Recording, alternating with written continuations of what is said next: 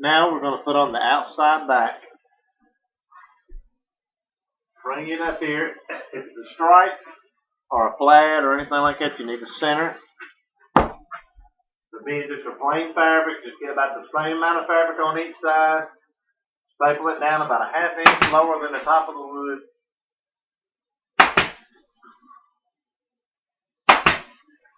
Then put the cardboard strip on it, just like that, the other outside part.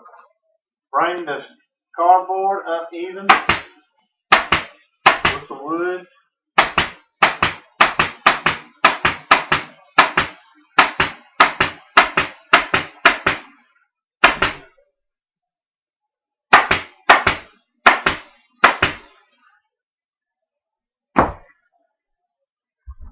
We're going to put a piece of Dacron on here.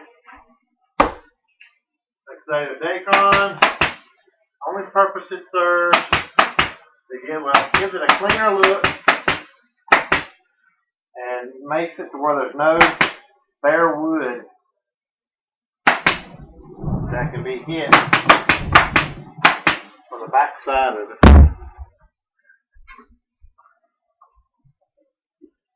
Set that off even.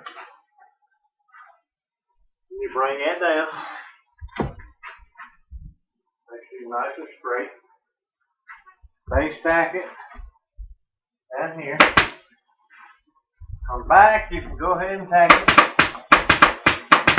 to about 4 inches to the side, to the leg.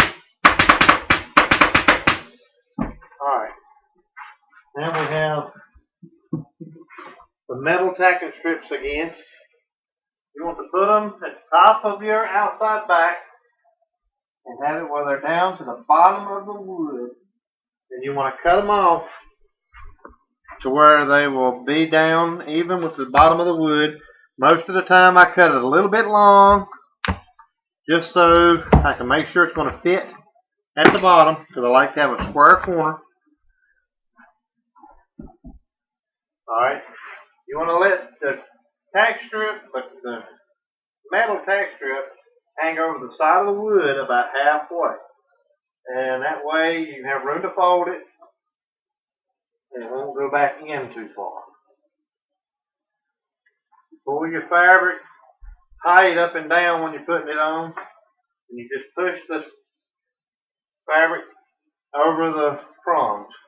Alright, you're going to cut out any excess fabric up in the corner, because if not, it'll leave a knot up there. Down here at the bottom, you're going to cut it just like you did your border. You're going to cut it to where it's going to go up to the wood. Alright, then you fold this under.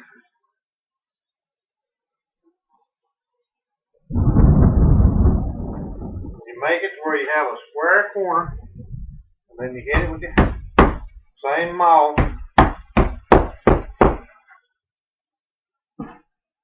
Called a rubber mallet or a maul or either one. You want to try to keep your tack strip even with the edge of the wood as close as you can get.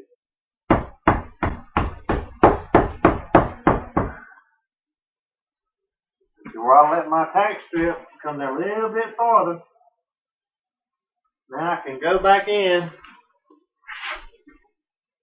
cut it up.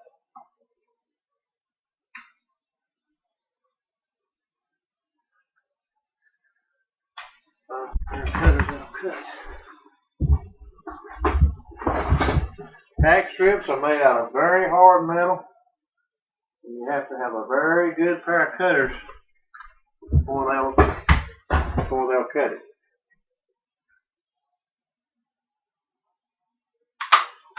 Like that. Alright.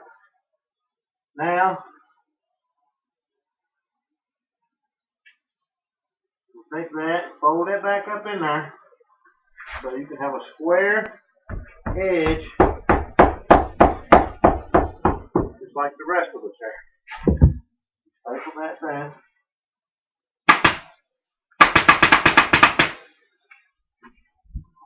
Alright, I'll do the other side so you can get a better view of what I'm doing.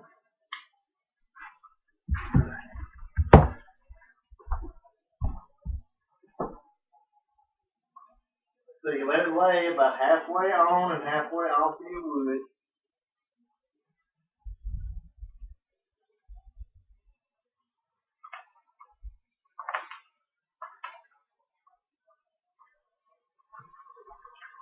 Get the salvage off.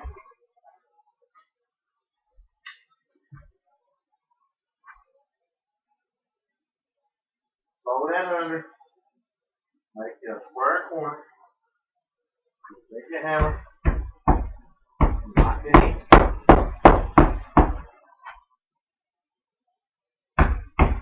You work your way down.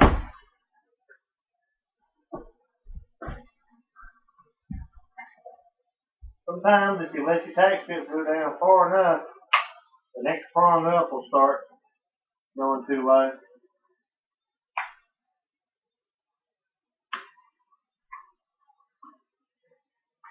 Cut that off.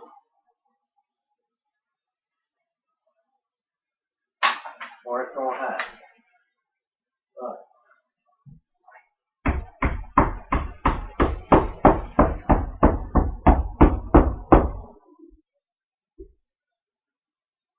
Now you'll fold that up. You can have your smooth edge around the bottom of it. Then you pack it. Just like that, and that's your outside back. And now, turn it over.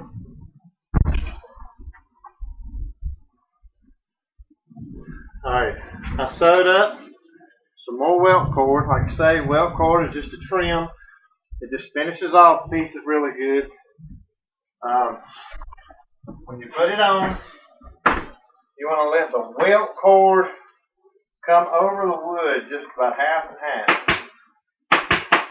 If you don't want to be able to see the seam when you're turning it right side upwards, you cut the salvage on both sides of the legs, and you cut it as close to the seam without cutting the seam. And pull it tight around it, and staple it up here. And on these corners, you want to make sure this welt cord won't move up and down, so you got salvage under the bottom. And you can kind of corner tack the welt cord from under the bottom, and you can't see it from the upper side. This keeps it in place better. Some people glue it, so if you're somewhere working on piece rates or something, they don't take the time to glue it. It takes too long.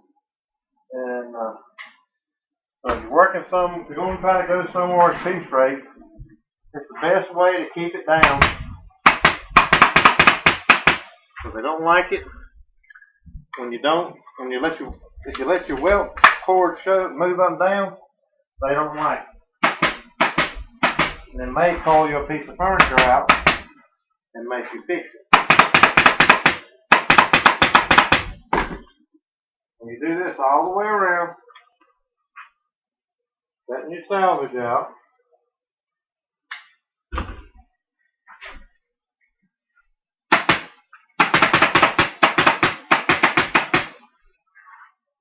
I say when you're putting welt cord on, you don't have to put as many staples as you do in like the arm and stuff, because you're going to put a cardboard strip over top of that, and then you're going to put, it's what we call black bottom, and the official name for it is cambric, but it's the black bottom stuff that's under most furniture. That goes on the bottom of it too. So you just put enough staples in it to keep it straight and keep it from going too loose, so when you put your cardboard strips and stuff on it, it don't move. And you want to cut your, right, this side of the welt cord is even. You want to open this enough like you did the outside arm, so you can cut the welt cord to where it's even with the wood. You want to fold this under so it'll wrap around this side. And that way it hides your edge again on that side. And then you take your cardboard strips, You basically put your cardboard strips up against where your seam is.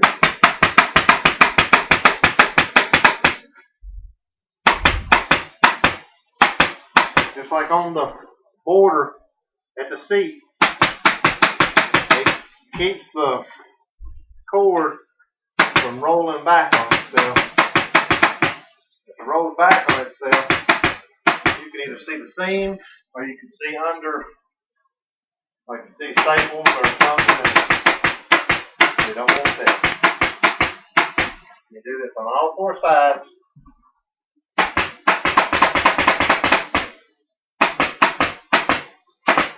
This part's pretty simple. Alright, now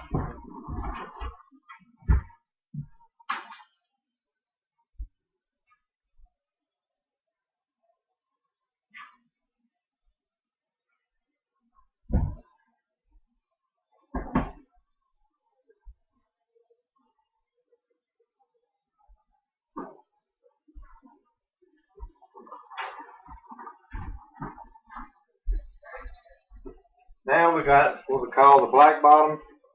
I was going to have this ready, and I forgot. And it's the piece that goes under the bottom of it.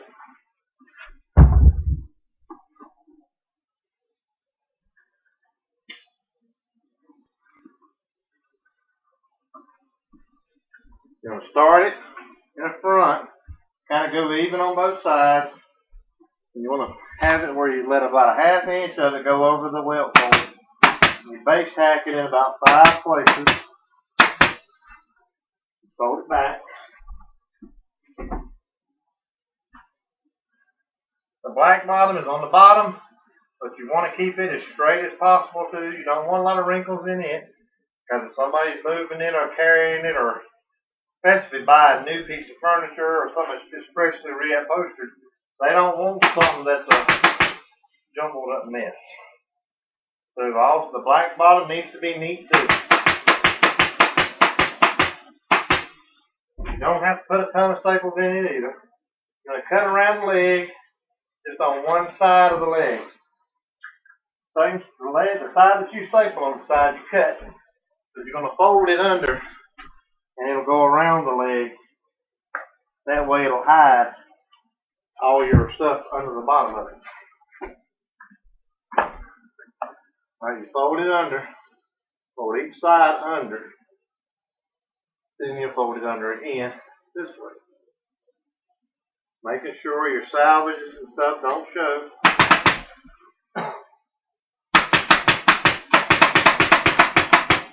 Try to keep your staples straight on black bottom.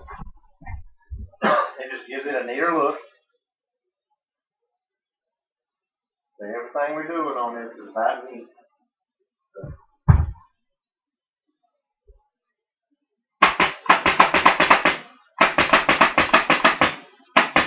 And with everything, with the sewing machine, staple gun, tack strips, everything, try to be safe.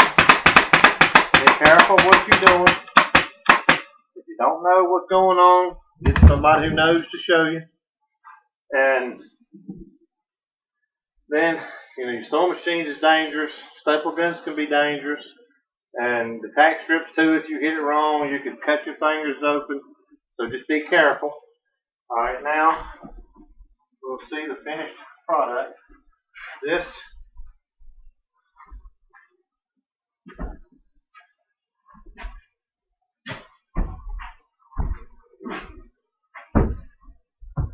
This is our chair. It's a finished inside and outside chair. I know it's hard to see the black. It's hard to see the lines, but it shows you the effort that it takes to build one. It takes a pretty good effort. But if you practice, you can do it yourself. You can do it at home. But you just have to be very careful. Thank you very much.